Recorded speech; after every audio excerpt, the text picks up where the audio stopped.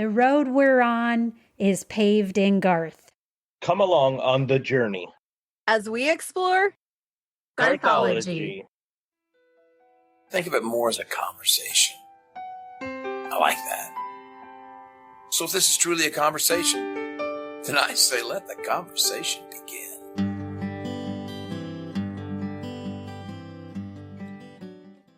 Showtime!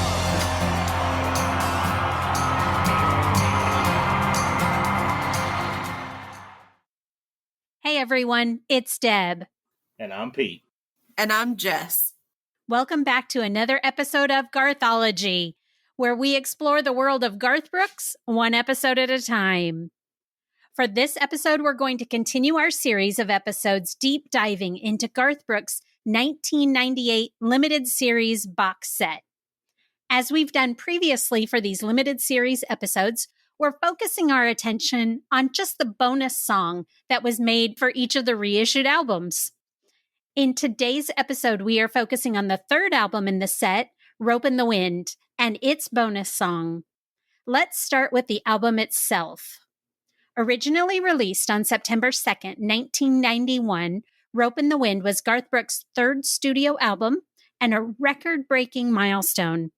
It debuted at number 1 on both the Billboard Top 200 and the Country Albums charts, and was his first studio album to achieve that milestone.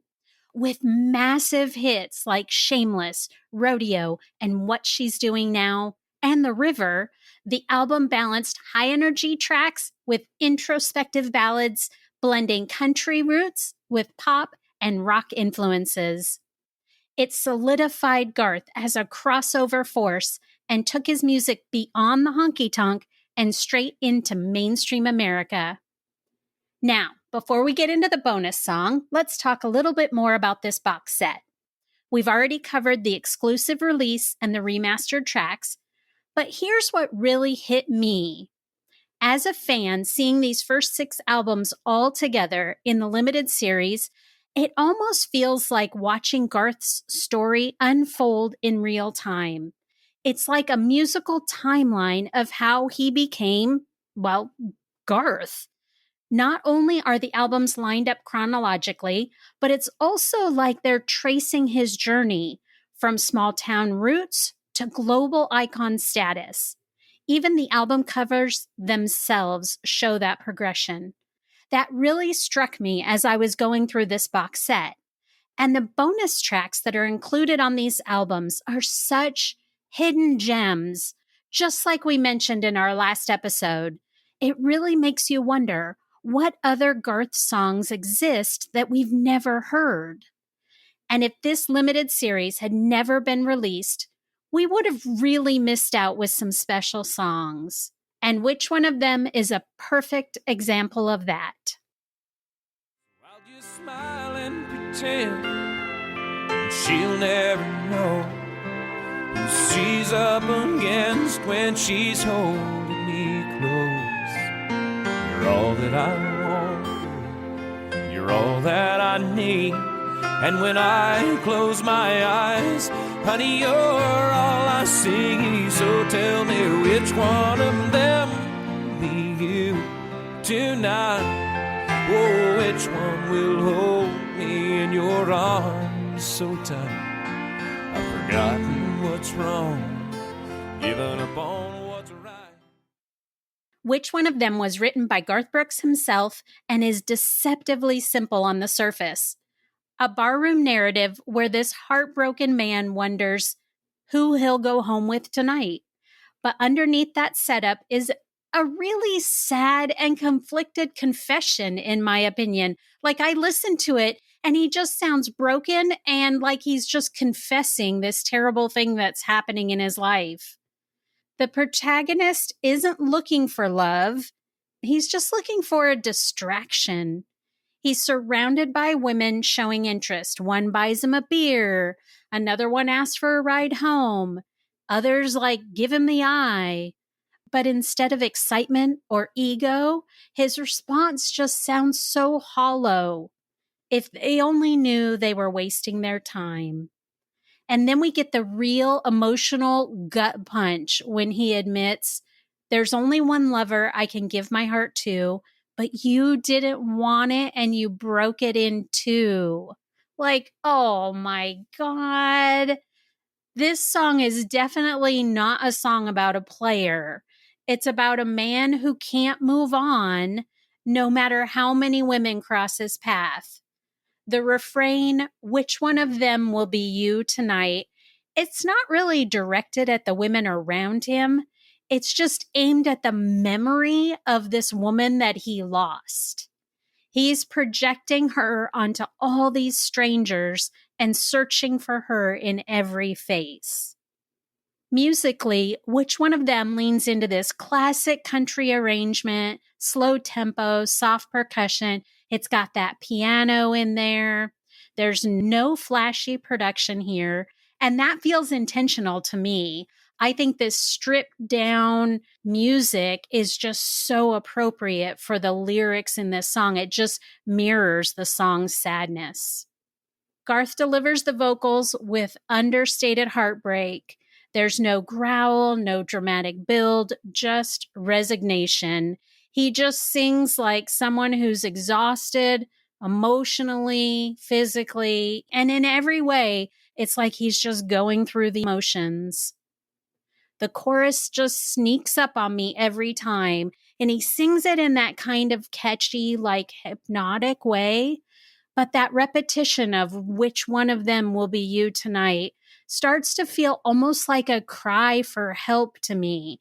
It's not a pickup line for sure. And that final verse where he admits he'll smile and pretend, that emotional, like, I'm just pretending. Every time I hear it, my heart just breaks. This track could have easily stayed buried in the vault, but including it in the limited series gave fans a chance to hear Garth in one of what I think is his most vulnerable forms. There's no stadium roar in this, no anthem, just one man too lonely to be alone. All right, Pete, what's your take on which one of them? Okay, so I loved this song since the minute that I've heard it. Obviously, I heard it way back when it came out. I don't want to go on without mentioning in the beginning that perfect placement of the sounds of, like, that's Trisha's background voice, right? When she comes in right at the very beginning. I couldn't tell if it was Trisha or not. But it comes in and it's there and then it's gone. It never comes back the rest of the song. No, yeah. But that simple whatever it is or whoever it is, I thought was perfect. Beautifully done. There's so much said in a very, very short song. It's a country song through and through. It's classic Garth voice.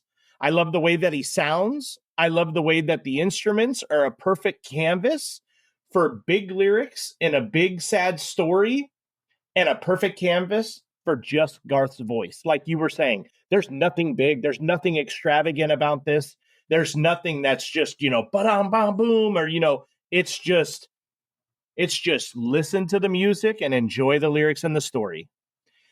My favorite verse, you had mentioned it. That's why I kind of started giggling between this and the last thing that I'm going to say is, so I'll just smile and pretend and she'll never know who she's up against when she's holding me close. You're all that I want, girl. You're all that I need. And when I close my eyes, honey, you're all that I see. Like, I think that just that very last verse there it was so, so good.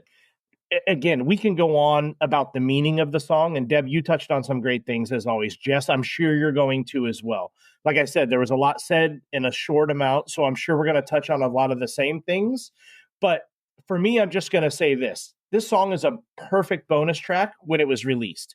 Again, it's another perfect song. It could have went on forever without a release. Ears would have never heard it. But we are so, so lucky that that was not the case. I love this song. I'm glad that he released it in this box set as a bonus. I love everything about it. Jess, I am excited to hear what you have to think about it. So on this one, I love the lead guitar. It comes in nice and strong throughout. And like you said, the rest of the music is kind of understated, but it works for this song. Like you guys have talked about, you both actually touched on several of the things that I kind of made note of whenever I went through the song. But it's really just like you said in the beginning, Deb, it's a song about longing and missing the one you really want to be with. But, I'm here for it. I love a good angsty, bittersweet song full of longing and misery. I think that it's good for the soul sometimes to tap into those emotions, and music's a great way to do that. Some people like sappy movies or tearjerker novels. Give me a great sad song every day of the week. I think that's the way to go. Garth's voice is classic, like you guys, I think, both touched on, and definitely in peak form here. I love the couple places where it dips down low, but it's mostly mid-range and comfortable throughout the song. Beautiful, but not falsetto, not growling or full of vibrato. It's just right down the middle. And to me, that was a perfect fit for this song. Musically, I love the little lift in Which One of Them? How it kind of like stair steps up.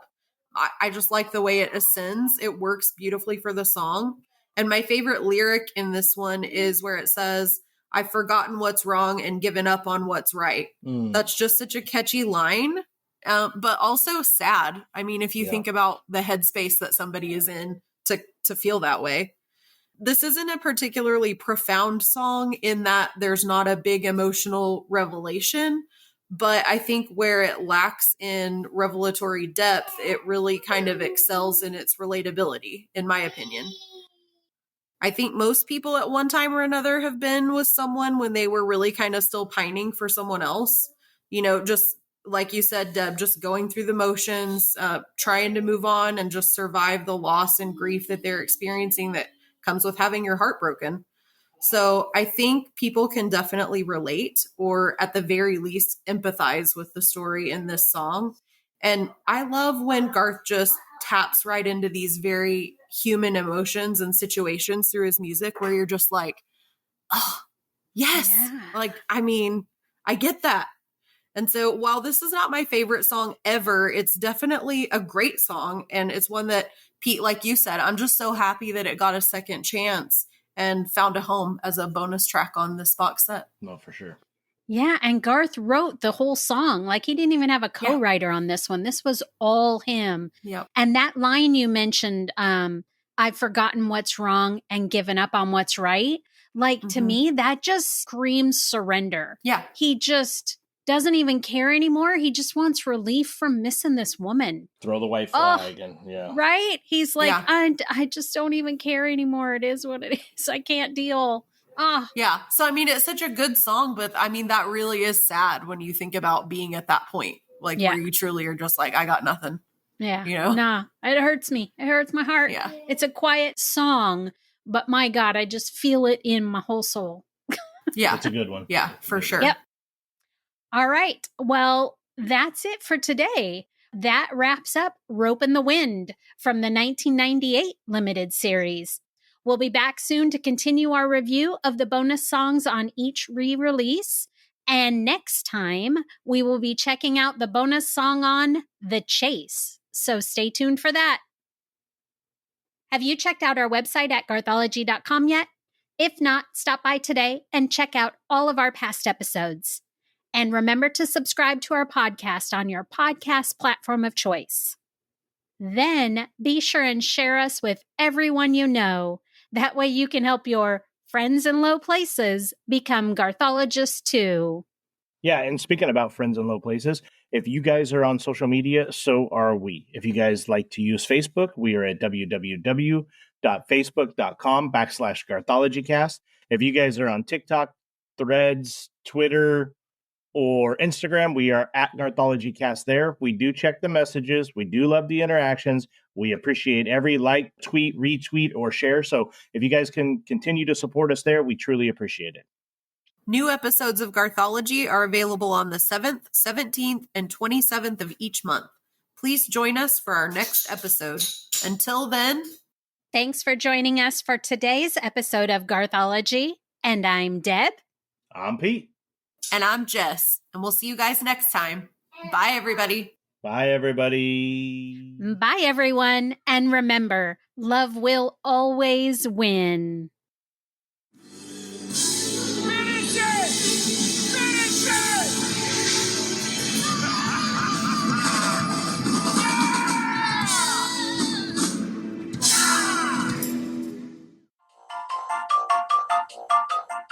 bloopers. Hey everyone, it's Deb. And I'm Pete. And I'm Jess. Welcome back to another episode of Garthology.